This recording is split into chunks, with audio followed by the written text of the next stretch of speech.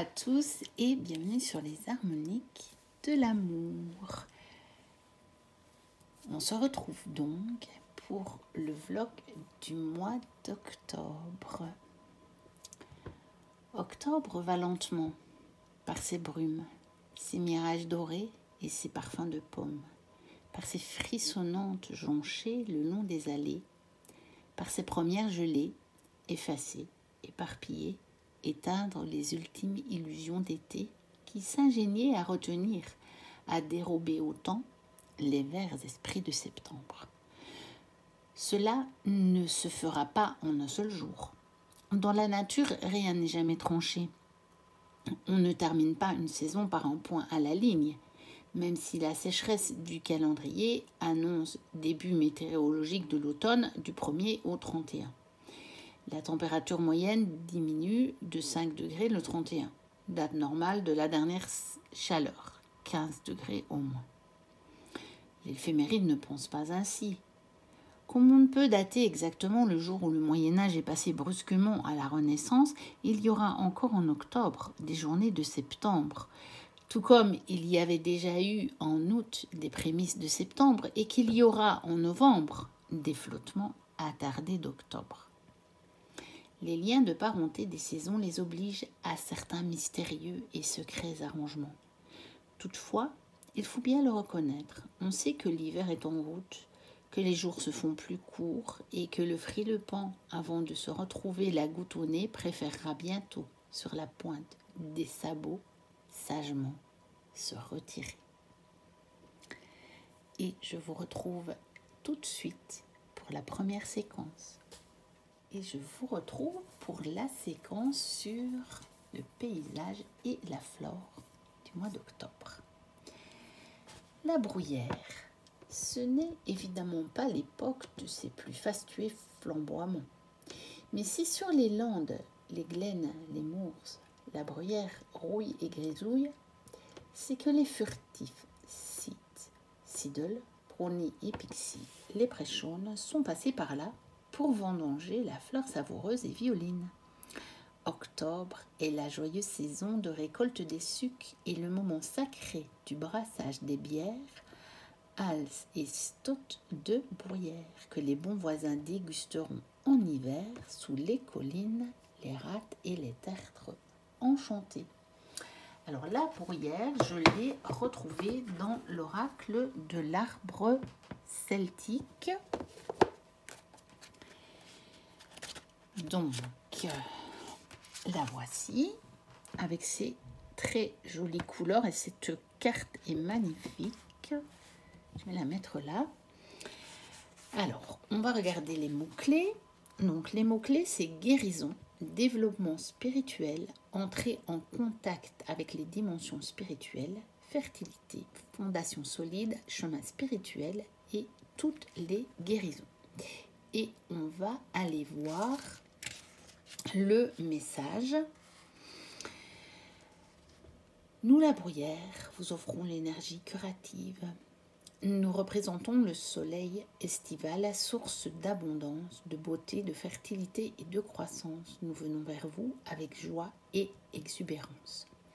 Je suis la bruyère et je viens avec vous avec mes fleurs violettes et blanches pour vous rappeler que vous possédez un potentiel et des possibilités immenses.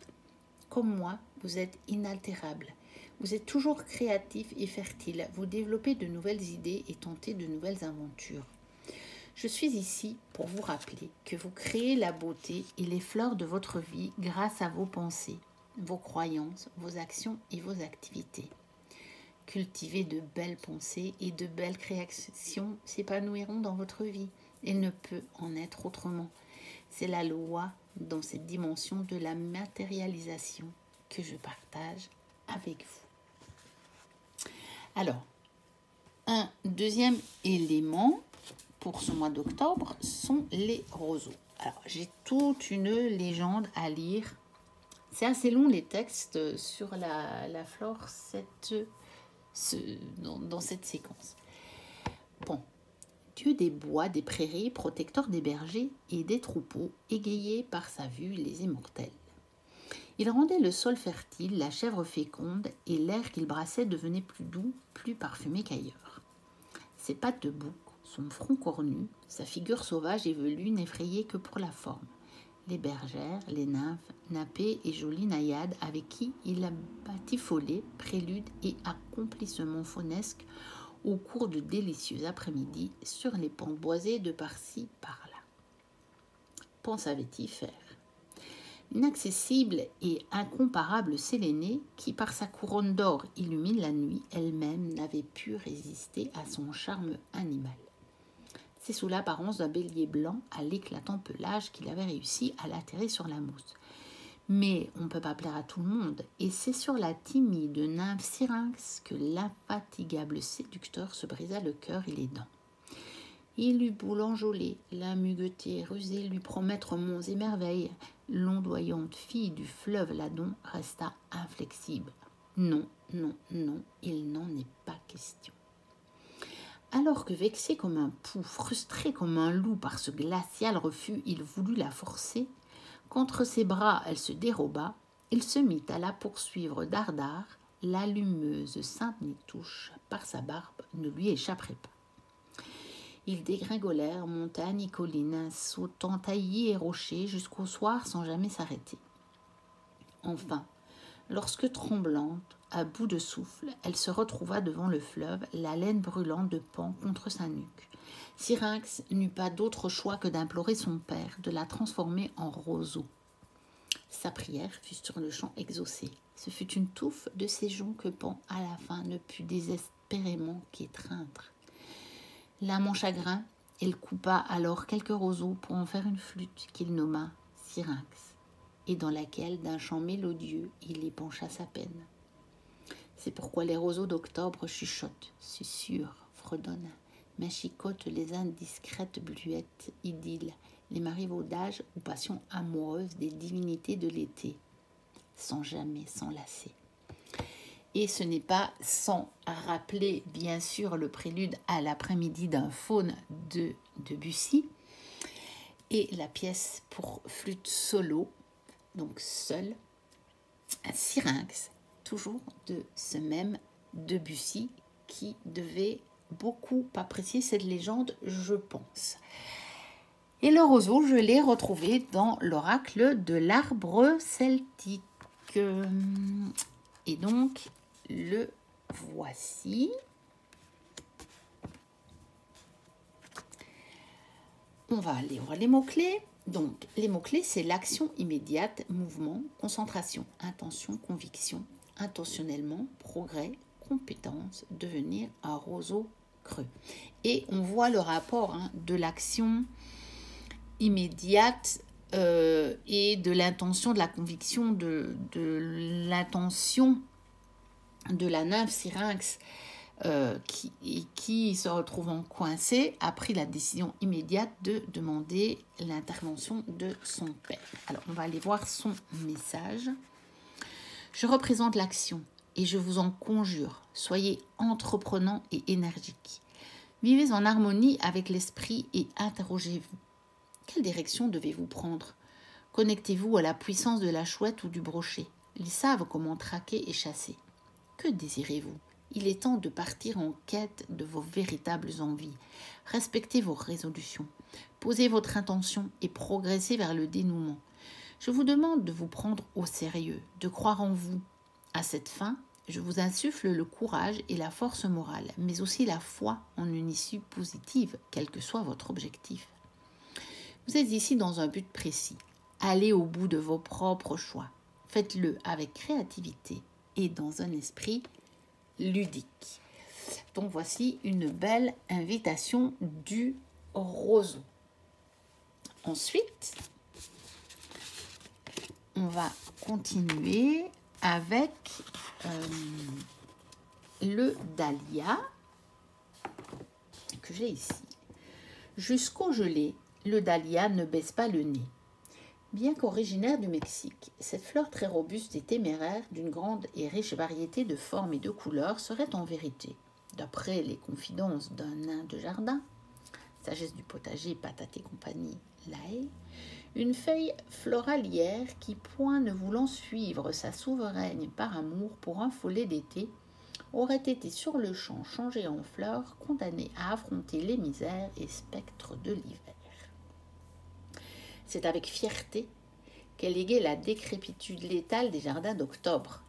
La légende dorée veut que ce soit Jésus qui, enfant, l'aurait façonné avec des copeaux de bois tombés de l'établi de son père charpentier. Il aurait ensuite soufflé dessus pour lui donner vie.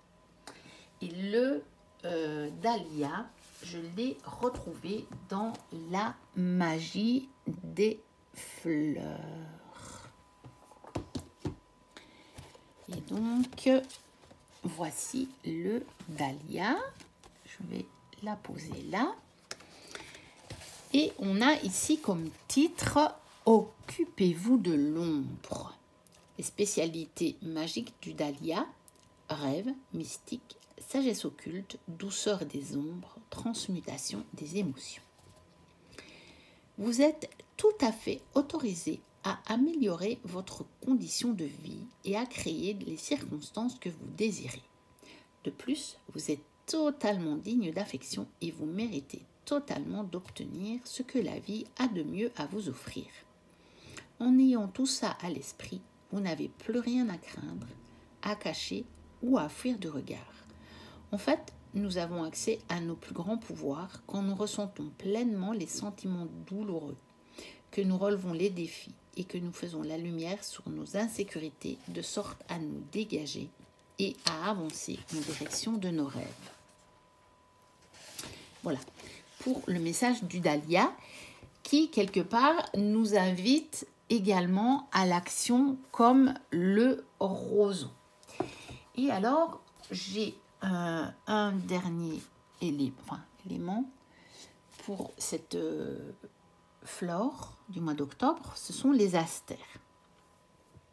Il était une fois un jeune prince que son méchant tuteur de roi était allé perdre au plus profond d'une immense forêt hantée de dragons et de bêtes sauvages. On était en temps d'automne et le roi se disait que si la faim et le froid ne le débarrassaient pas de l'enfant, les fauves s'en chargeraient. Ainsi, plus de risque qu'un jour on lui réclame sa couronne. Ne sachant où aller, le petit prince tournait en rond, se cognait aux racines, s'arrachait aux ronces. Derrière chaque buisson, il entendait des crissements, des grognements, des ricanements et imaginait le pire. Entre chaque taillis, il devinait des prunelles vertes et luisantes, des gueules affamées et s'attendait au pire. Mais atterré par des cris plaintifs, il découvrit bientôt plus malchanceux que lui. Suspendu par le cou à une branche, un écureuil se débattait en vain dans un collet. Il ne fallut pas plus longtemps pour que l'enfant l'en délivre. Et découvre à la place un charmant souverain, cheveux, couronne, cuirasse, olifant tout en or, majestueux par sa beauté, mais guère plus grand qu'un lutin. C'était bien sûr Oléron lui-même qui, par ce subterfuge, était venu éprouver le bon cœur de l'enfant. « Sois rassuré, petit prince, tu n'auras désormais plus rien à craindre de la forêt. Partout, mes yeux te surveilleront, te suivront, te garderont où que tu sois, où que tu ailles. Et j'en ferai tout autant pour les enfants de tes petits-enfants jusqu'à la fin des temps. » Le petit prince hérita de la couronne et le mauvais roi fut au fond des bois maudits banni. Depuis, les astères, les prunelles bleues et or d'Oléron accompagnent les yeux des enfants dans les jardins d'automne. Et l'astère, je l'ai retrouvé dans le magnifique Flower Medicine Oracle Deck de Cathy Nichols. Et si ça intéresse certaines d'entre vous, j'ai vu que le Salon des Arcanes en avait sur le site. Alors, parce que c'est vraiment un oracle superbe, sublime. Alors, voici l'astère. Alors, par contre, c'est un oracle pour lequel vous n'avez qu'un tout petit feuillet avec des mots-clés. Hein. Enfin, pas des mots-clés, plutôt un petit texte. Mais vous voyez, c'est juste ça. Donc, pour l'astère, et c'est en anglais. Il n'a pas été traduit, c'est de l'auto-édition. Hein. C'est la fidélité. reste fidèle à qui et à ce que tu aimes. C'est important, juste là maintenant, d'avoir de l'intégrité. La lumière concentrée est plus brillante. Donc là, on nous parle de fidélité à qui et à ce qu'on aime et d'abord à soi-même aussi.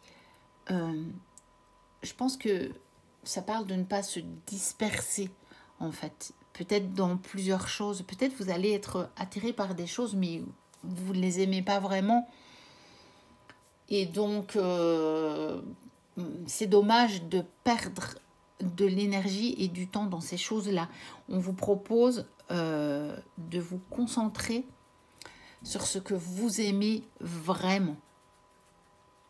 Et éventuellement sur qui vous aimez vraiment. Parce que ça me vient comme ça, on passe le message comme ça. Éventuellement, ça pourrait parler à certaines personnes. Au niveau sentimental, peut-être que vous avez l'impression d'avoir plusieurs options, mais il y a quelqu'un que vous aimez vraiment. Ne vous éparpillez pas. Concentrez-vous sur qui vous aimez. Donc voilà pour cette séquence sur le paysage et la flore. Et je vous retrouve pour la séquence des légumes du mois. Et nous commençons par la pomme de terre. On finit d'arracher les pommes de terre. On brûle les fans sur les champs et les fumées attirent les brumes et les fantômes de novembre qui y vaguent. Les légendes chrétiennes attribuent toutes à Dieu l'apparition de la pomme de terre, ce qui est assez paradoxal, car l'Église, de peur de perdre la dîme qu'elle percevait sur le seigle, que la venue de ce nouveau légume menacé, condamna longtemps sa culture, l'accusant d'être une racine diabolique. On dit que garder une pomme de terre dans sa poche préserve des rhumatismes. Dans la cave, certains aspects que peuvent prendre les pommes de terre avertissent de la présence de spectres. Si elles mollissent, si leur peau se flétrit, on se couvre de germes, c'est qu'une âme tourmentée cherche à se venger d'un ou des habitants de la maison. Les sorciers se servaient des pommes de terre pour façonner des dagides. Crever à l'aide d'une épingle les yeux d'une l'une d'elles rendait aveugle la personne envoûtée. Donc comme les poupées voodoo là. Alors, les légumes du mois, je les ai tous retrouvés dans le Field Guide to Garden Dragon. Et donc, voici le dragon pomme de terre. N'est-il pas mignon? Vous savez que j'ai un faible énorme pour cet oracle. Il me fait sourire. Alors, le mot-clé de la pomme de terre ici, c'est le support. On vous dit, cette carte vous rappelle d'honorer ce qui vous nourrit et ce qui vous défend. Si vous sentez que vous ne recevez pas cette énergie de soutien, prenez ça comme un rappel que vous méritez l'aide des autres. On vous demande aussi de regarder où vous pouvez aider les autres et où les autres pourraient avoir besoin de votre courage. Alors, le deuxième légume, c'est le navet. Alors, le navet. Pourquoi dit-on d'un mauvais film que c'est un navet? D'une personne peu combative qu'elle a du sang de navet, d'une autre maladive qu'elle est pâle comme un navet. Que navet équivaut à médiocrité, qu'il sent mauvais, qu'on le néglige, que son goût est désagréable, que c'est un plat de pauvre, qu'il respire la mort? Pourquoi tant de mépris envers cette pierre philosophale du Navarin et du pot-au-feu, riche en fer et en calcium, si utile contre les infections hivernales? Mange du navet, gagne une année, dont se goiffrent les Anglais, ainsi que le Little People irlandais du Rory qui les récolte par-dessous terre. C'est que dans nos croyances populaires, le navet vient du diable. Dieu a fait la carotte vermeille, sucrée, vitaminée, fan persillée. Et le diable, retors imitateur, génétiquement sous-doué, a commis le navet, palichon, violacé, fade ou piquant à mauvaise haleine. On chasse en Angleterre les sortilèges des sorciers par des chapelets de navet tressés sur la façade de la maison. Et le navet, je l'ai retrouvé également, comme je vous le disais, dans le Garden Dragon. Donc le voici, tout aussi mignon. Voilà. Je la mets là pour que vous la voyez bien. Alors, le mot-clé du navet, c'est résilience. C'est vrai que c'est un peu... ça peut se rapprocher du texte qu'on vient de lire. Hein. On vous dit, tenez bon, le message du dragon est la résilience. Ce dragon peut tenir partout, fleurir partout, et spécialement dans des conditions difficiles. Et vous aussi, c'est le temps d'examiner toutes vos forces et vos habiletés. Peut-être que vous n'employez pas toutes, que vous ne les employez pas toutes. Vous avez beaucoup d'outils que vous pouvez utiliser pour passer des moments plus difficiles. Vous pouvez le faire. Vous êtes une créature forte. On va le dire comme ça. Bon, je traduis comme ça tout de suite. Hein. Je le lis un peu avant, mais je vous le traduis comme ça. Donc, comme je ne suis pas bilingue, c'est pas aussi fluide que quand je vous dis du français, bien sûr. Alors, un troisième légume quand même incontournable pour le mois d'octobre, mais qui ne figure pas dans l'éphéméride. Je l'ai retrouvé dans mon automne cosy de Caroline Millet. Et donc, ce sont toutes les différentes sortes de courges, bien entendu. Donc, voilà, je vous les montre peut-être. On en trouve déjà beaucoup au moment où je vous tourne cette vidéo et où on est encore fin septembre. Et j'ai justement acheté une butternut. Et donc Caroline nous dit « Je voue une véritable passion à ce légume qui peut prendre 1000 formes. À la fois emblème de l'automne et légume aux multiples facettes, la courge est idéale pour la déco, mais surtout pour la cuisine sucrée ou salée. Voici différentes variétés à consommer, excepté la coloquinte, préférez-la en déco. Et les coloquintes, c'est vraiment pour faire vos décorations d'Halloween, que vous pourrez trouver cet automne au marché ou chez le primeur. Je vous donne également des idées de recettes pour déguster la courge sous toutes ses formes. Bon, donc si vous avez l'automne cosy, vous pourrez aller voir les recettes. Et la courge, sous forme bien sûr de potiron, je l'ai aussi retrouvé dans le Garden Dragons. Et donc voici ce joli petit dragon potiron. Voilà. Et là, on a comme mot-clé le mystère. Ça convient bien évidemment à Halloween. Et on vous dit, c'est un mystère quand cette carte sort. Quelque chose vient à vous et vous demande de faire comme une enquête. Vous pouvez trouver une vieille photographie ou une vieille lettre. Peut-être que une personne étrangère a capté votre regard. Peu importe ce que c'est, soyez préparés à être comme un enquêteur, à résoudre l'énigme, à résoudre le mystère, et ça pourrait vous mener à un trésor. Peut-être un nouvel ami, une mémoire familiale ou une reconnexion avec un amour passé. Et ce dragon vous encourage à suivre votre curiosité et à poursuivre toutes vos intuitions. Voilà.